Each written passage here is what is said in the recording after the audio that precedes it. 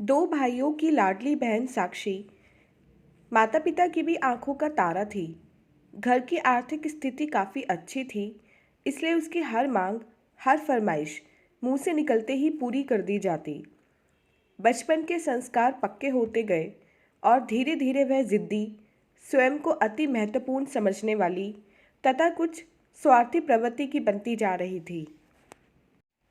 कभी कभी पिता उसकी माँ को कहते, लड़की को आखिर ससुराल जाना पड़ता है और वहाँ के वातावरण में स्वयं को एडजस्ट करना पड़ता है, समझौते करने पड़ते हैं। लेकिन अपनी साक्षी कुछ ज़िद्दी और अलग स्वभाव की है। तुम इस पर ज़रा ध्यान रखो और इसके स्वभाव में बदलाव लाने का प्रयत्न करो, वरना आगे जाकर परेशानी होगी। माँ कहती, मैं आपकी बात समझती हूँ, लेकिन लड़की मायके में ही तो अपने शौक़ पूरे कर पाती है। ससुराल पता नहीं कैसा मिले, वहाँ अपने शौक़ पूरे कर पाए या मन मार कर रहना पड़े, क्या पता। इसलिए जितना समय हमारे पास है तो उसे अपने शौक़, इच्छा पूरी करने देते हैं। पिता भी चुप लगा जाते, क्योंकि उन्हें भी लगता कि पत्नी की बात सही है। समय बीतता गया, बेटों की शादी हो गई। बेटे की नौकरी बढ़िया कंपनी में लगी थी, उसकी बदली बड़े शहर में हो गई। वह परिवार सहित वहाँ चले गए। छोटा बेटा बहू माता पिता के साथ रहने लगे। अब साक्षी भी शादी के लायक थी, उसके लिए लड़के देखे जाने लगे। साक्षी की छोटी भाभी बहुत व्यवहार कुशल, हंसमुख और अच्छे स्वभाव की थी। घर के सारे कार्य वह चेहरे पर मुस्कान लिए करती रहती। सास ससुर ननद सभी का बहुत सम्मान करती, वे प्यार देती। साक्षी को तो वह इतना प्यार करती कि कई बार अपनी ड्रेसेस, साड़ी, आभूषण तक पहनने के लिए दे देती। कई बार तो साक्षी हक से किसी चीज़ की फरमाइश कर देती, भाभी मुझे आपकी ये वाली साड़ी पहननी है, यह वाले आभूषण पहनने हैं। जब वह तैयार होकर आती तो सरल स्वभाव वाली भाभी कहती, साक्षी तुम इस साड़ी में बहुत सुंदर लग रही हो। माँ बहुत खुश होती कि भाभी ननद में बहुत अच्छा प्यार तालमेल है। शादी के बाद साक्षी को भी ससुराल में तालमेल बिठाने में कोई कठिनाई नहीं होगी। कुछ समय बाद ही साक्षी के लिए विवेक सबको पसंद आ गया, जो बैंक में मैनेजर था।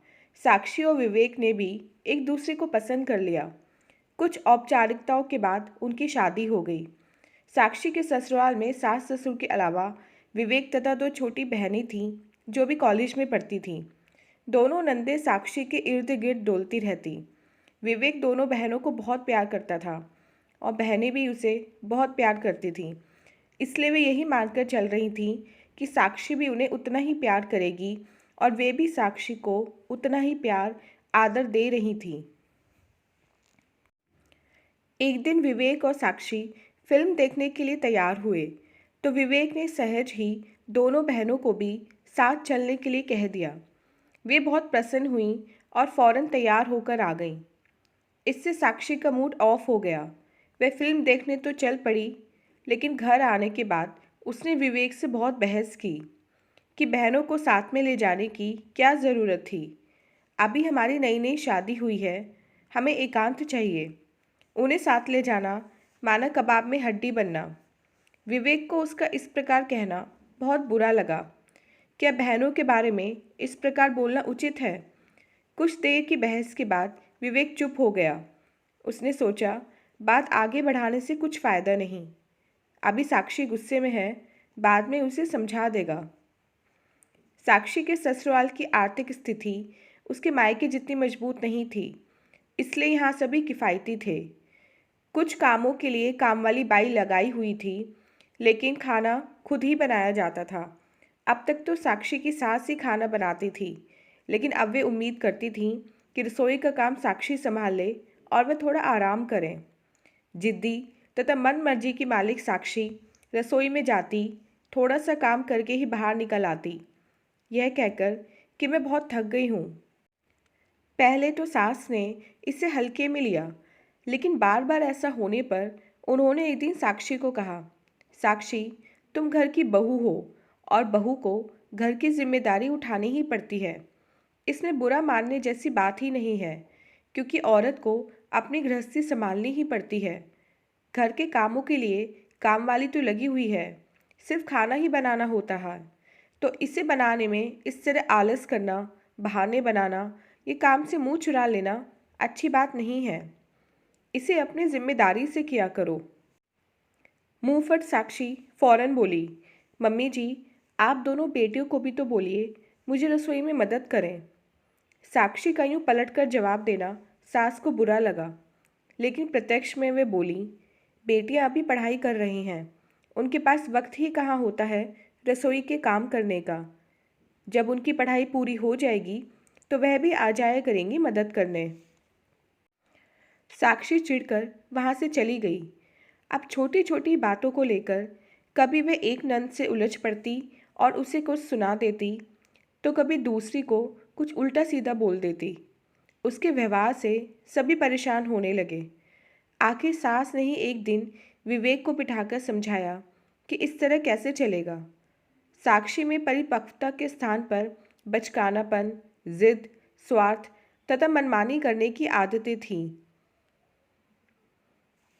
साक्षी का अच्छा मूड देखकर एक दिन पति ने उसे समझाने की काफ़ी कोशिश की कि वह अपने व्यवहार को अच्छा बनाए, मिलजुल कर प्रेम से रहे। वह माँ बाप का अकेला बेटा है और कभी अलग रहने की सोच भी नहीं सकता। साथ ही रहना है तो आपस में समझौता, सामंजस्य बिठाना बहुत ज़रूरी होता है। विवेक की बातों का भी उस पर कोई प्रभाव नहीं पड़ा, क्योंकि वह अपने आप को सही मानती थी। एक दिन उसने पति से कहा कि वह कुछ दिन के लिए मायके जाना चाहती है, थोड़ा सा रिलैक्स होना चाहती है। यह माहौल में वह स्वयं को असहज महसूस करने लगी है। पति ने साफ इनकार कर दिया, यह कहते हुए कि छोटी छोटी बातों पर तनाव लेना कहाँ की समझदारी है। साक्षी मायूस हो गई। ऐसे वातावरण में एक दिन उसकी ननद के साथ झड़प हो गई। सास ने भी ननद का साथ दिया तो साक्षी अपने कमरे में आकर रोने लगी।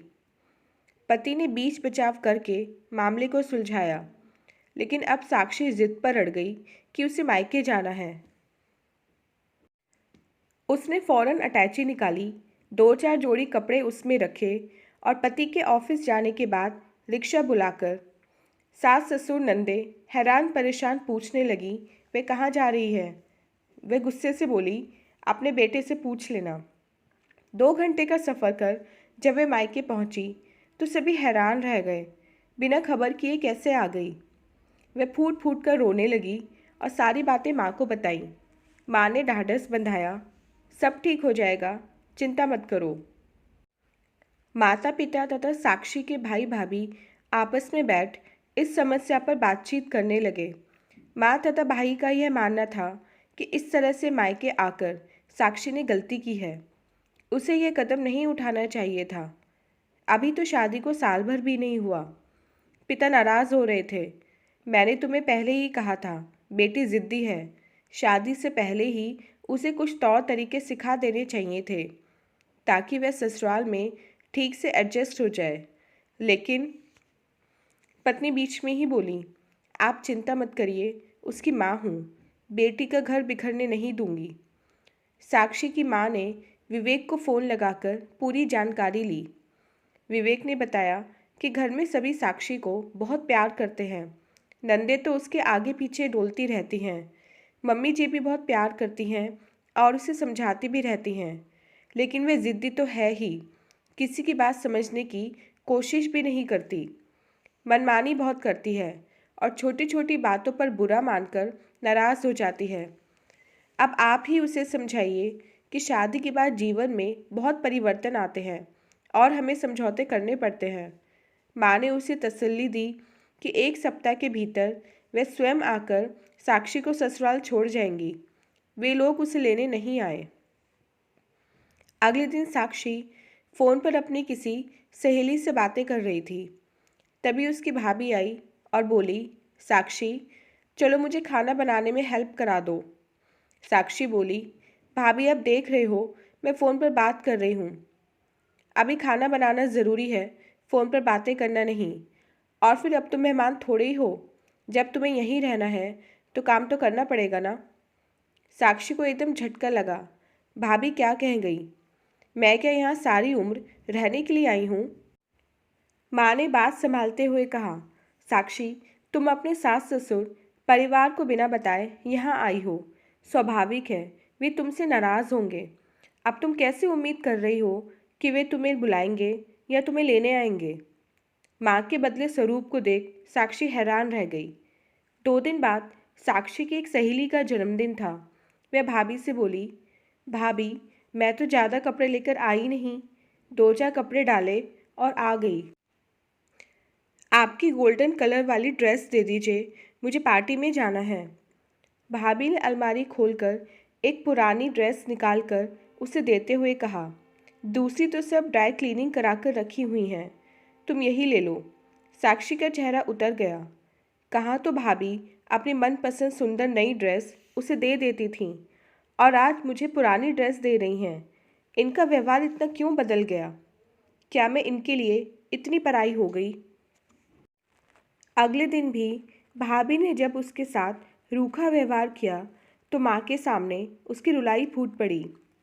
माँ, जब से मैं आई हूँ देख रही हूँ भाभी का व्यवहार कितना बदल गया है। वह तो मुझसे ठीक ढंग से बात भी नहीं कर रही हैं। मैं इतनी बुरी पराई हो गई हूँ और आप सब भी पहले जैसा प्यार मुझे नहीं दे रहे। बेटा, जब तुम्हें अपनी भाभी के व्यवहार से इतनी चोट पहुँच रही है तो तुम्हारे व्यवहार से तुम्हारी नंद को कितनी चोट पहुँचती होगी, कभी सोचा है? हम सबके अत्यधिक लाड से तुम अपनी जिद और मनमानी करती थीं। वह तुम्हारा मायका था, लेकिन यह सब ससुराल में नहीं चलता। वहाँ समझौते करके रहना पड़ता है।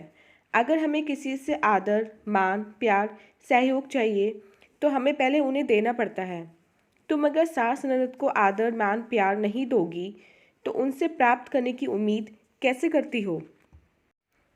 तुम अगर विवेक के साथ अलग रहने की सोच रही हो तो ये भूल जाओ, यह बहुत ही गलत हरकत होगी। अगर तुम्हारे भाई भाभी हमें छोड़कर अलग हो जाए तो हम दोनों का क्या हाल होगा, कभी सोचा है? अभी तो उन्हें 2 बेटियों की शादी करनी है, ये विवेक की भी जिम्मेदारी है। जीवन में छोटी मोटी समस्याएं तो आती ही रहती हैं। छोटी छोटी बातों पर इस तरह से परिवार के सदस्यों से रूठना उचित नहीं है। वैवाहिक जीवन में समझौते तो करने ही पड़ते हैं। जिद और अहंकार से घर बर्बाद होते हैं। अगर अभी अपने किए की माफ़ी मांगकर समझदारी से सबके साथ मिलजुल कर रहोगी तो वे लोग भी तुम्हें हाथों हाथ लेंगे, तुम्हें माफ़ कर देंगे। अभी ज़्यादा देर नहीं हुई है। रात भर उसके मन में विचारों का द्वंद्व चलता रहा। माँ की बातों में उसे सच्चाई नजर आई। उसे याद आने लगा, विवेक ने तो उसे कभी भी डांटा तक नहीं है। जब भी वह कुछ गलत काम करती तो उसे प्यार से समझाता ही रहा, लेकिन वही अपनी मनमानी और जिद पर अड़ जाती थी। उसे अब अपनी गलती महसूस होने लगी थी। सवेरे उसने माँ से कह दिया कि वे ससुराल जाने के लिए तैयार है। अगले दिन ही उसका भाई उसे ससुराल छोड़ आया। वहाँ के परिवार के सदस्यों ने उसे हाथों हाथ लिया। सास ने उसे गले लगा लिया और दोनों नंदे भी उसके पास आकर बोली, भाभी, हम आपको बहुत मिस कर रहे थे। साक्षी ने जब सास से कहा, मम्मी जी मुझसे भूल हो गई, तो उन्होंने कहा, कोई बात नहीं, सबसे भूलें होती हैं, लेकिन उन्हें समझकर आगे से सतर्क रहा जाए, दोहराया ना जाए तो जीवन सहज बना रहता है। परिवार में फिर से खुशी की लहर दौड़ गई।